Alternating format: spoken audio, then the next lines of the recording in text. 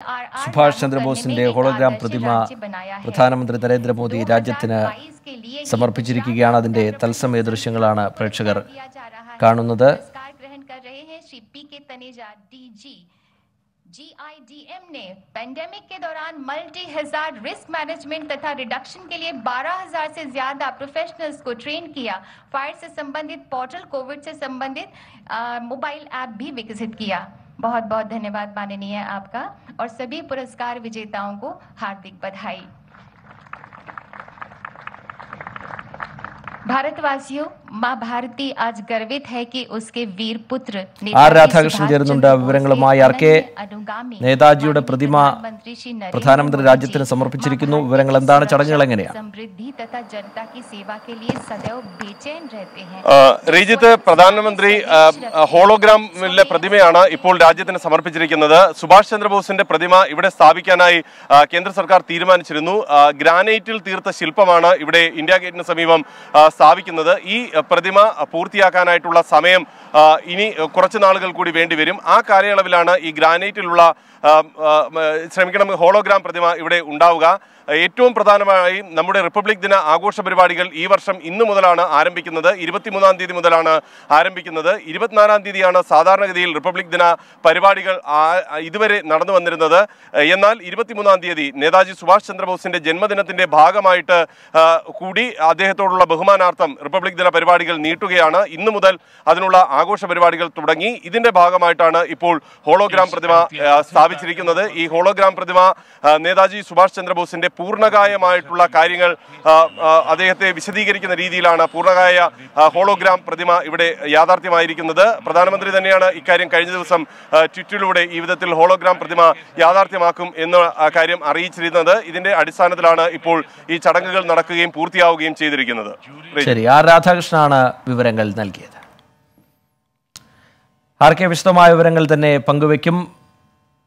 Republic ദിനാഘോഷങ്ങൾക്ക് തുടക്കമായിരിക്കുകയാണ്. Netaji Subhash ചന്ദ്രബോസിനോടുള്ള ആദരസൂചകമായാണ് ഈ വർഷം മുതൽ അദ്ദേഹത്തിൻ്റെ ജന്മദിനമായ ജനുവരി 23-ന് റിപ്പബ്ലിക് ദിനാചരണങ്ങൾക്ക് രാജ്യം തുടക്കമിടുന്നത്. അതിൻ്റെ ഭാഗമായിട്ടുള്ള പ്രതിമ, നേതാജിയുടെ പ്രതിമ രാജ്യത്തിന് സമർപ്പിച്ചിരിക്കുകയാണ്. പ്രധാനമന്ത്രി സംസാരിക്കുന്നു തത്സമയം. वीर सपूत नेताजी सुभाष चंद्र बोस की 125वीं जन्म जयंती पर पूरे देश की तरफ से मैं आज कोटि कोटि नमन करता हूं। ये दिन ऐतिहासिक है। ये कालखंड भी ऐतिहासिक है और ये स्थान जहां हम सभी एकत्रित हैं वो भी ऐतिहासिक है। भारत के लोकतंत्र की प्रतीक हमारी संसद पास में है। हमारी क्रियाशीलता और लोकनिष्ठा के प्रतीक अनेक भवन भी हमारे साथ पास में नजर आ रहे हैं। हमारे वीर शहीदों को समर्पित नेशनल वॉर मेमोरियल भी पास है। इन सब के आलोक में आज हम इंडिया गेट पर अमृत महोत्सव मना रहे हैं और नेताजी सुभाष चंद्र बोस को आदरपूर्वक श्रद्धांजलि दे रहे हैं। नेताजी सुभाष जिन्होंने हमें स्वाधीन और संप्रभु भारत का विश्वास दिलाया था, जिन्होंने बड़े गर्व के साथ,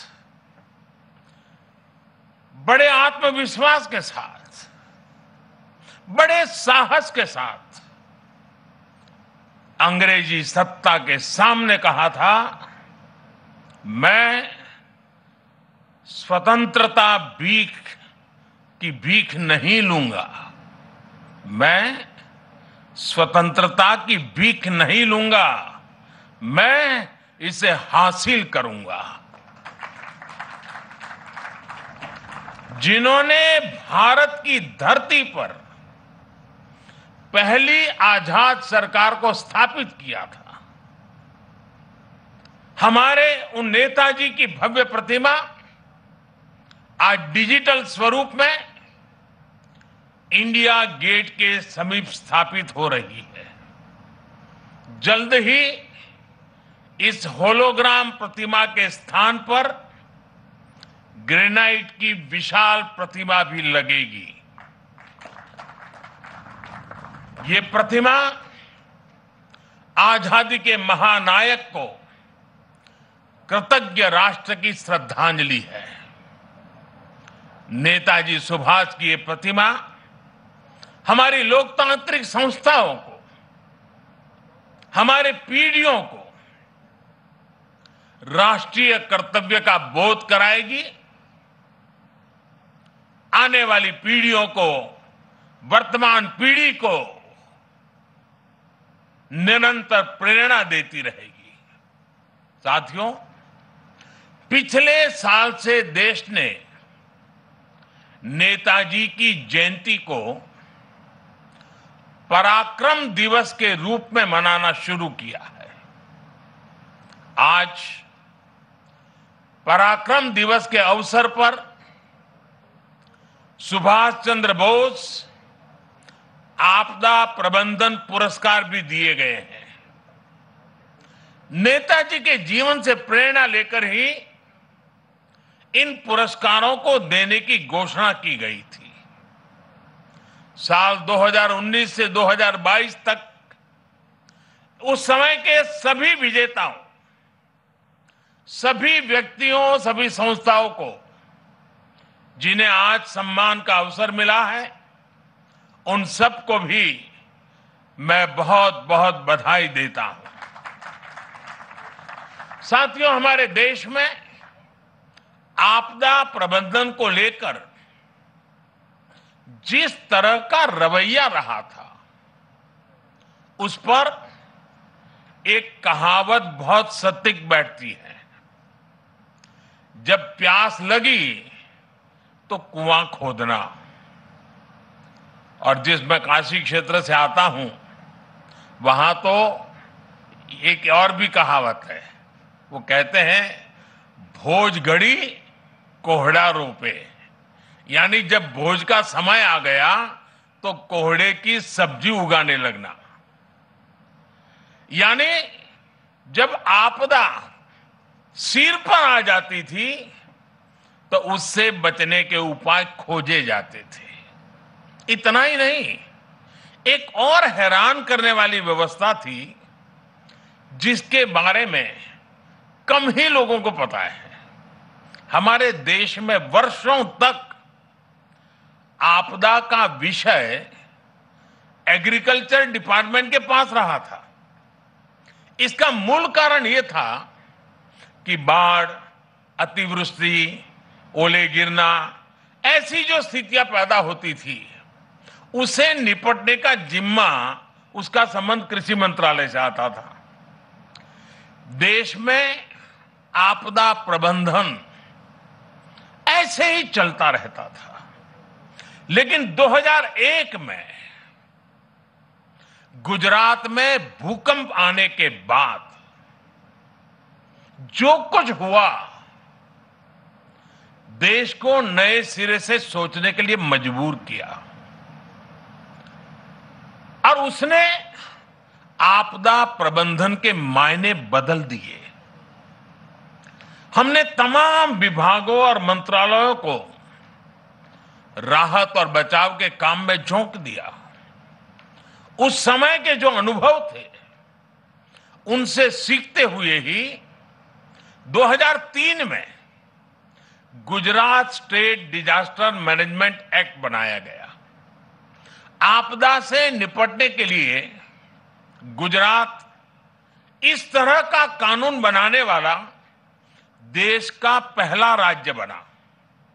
बाद में केंद्र सरकार ने गुजरात के कानून से सबक लेते हुए 2005 में पूरे देश के लिए ऐसा ही डिजास्टर मैनेजमेंट एक्ट बनाया। इस कानून के बाद ही नेशनल डिजास्टर मैनेजमेंट अथॉरिटी, उसके गठन का रास्ता साफ हुआ। इसी कानून ने कोरोना के खिलाफ लड़ाई में भी देश की बहुत मदद की। साथियों, डिजास्टर मैनेजमेंट को प्रभावी बनाने के लिए 2014 के बाद से हमारे सरकार ने राष्ट्रीय स्तर पर चौतरफा काम किया है। हमने रिलीफ, रेस्क्यू, रिहेबिलिटेशन उस पर जोर देने के साथ साथ ही रिफॉर्म पर भी बल दिया है। हमने एनडीआरएफ को मजबूत किया, उसका आधुनिकीकरण किया, देश भर में उसका विस्तार किया, स्पेस टेक्नोलॉजी से लेकर प्लानिंग और मैनेजमेंट तक बेस्ट पॉसिबल प्रैक्टिसेस को अपनाया। हमारे एनडीआरएफ के साथ ही सभी राज्यों के एसडीआरएफ्स और सुरक्षा बलों के जवान अपनी जान की बाजी लगाकर एक एक जीवन को बचाते हैं। इसलिए आज ये पल इस प्रकार से നേതാജി സുഭാഷ് ചന്ദ്രബോസിനോടുള്ള ആദരസൂചകമായി ഈ വർഷം മുതൽ അദ്ദേഹത്തിന്റെ ജന്മദിനമായ ജനുവരി 23-ന് റിപ്പബ്ലിക് ദിനാഘോഷങ്ങൾക്ക് തുടക്കമാവുകയാണ്. ഇന്ത്യ ഗേറ്റിൽ നേതാജി സുഭാഷ് ചന്ദ്രബോസിന്റെ ഹോളോഗ്രാം പ്രതിമ പ്രധാനമന്ത്രി അനാച്ഛാദനം ചെയ്തു. പൂർണ്ണകായ പ്രതിമയുടെ നിർമ്മാണം പൂർത്തിയാകാത്തതിനാലാണ് ഹോളോഗ്രാം പ്രതിമ സ്ഥാപിച്ചത്. ലോകത്തെവിടെയായാലും ഏത് സമയത്തും 24 വാർത്തകളും ഓഗ്മെന്റഡ് റിയാലിറ്റി പാക്കേജുകളും എക്സ്പ്ലെയിനറുകളും വിശദമായി കാണാൻ ഞങ്ങളുടെ യൂട്യൂബ് ചാനൽ നിങ്ങൾക്ക് സബ്സ്ക്രൈബ് ചെയ്യാം.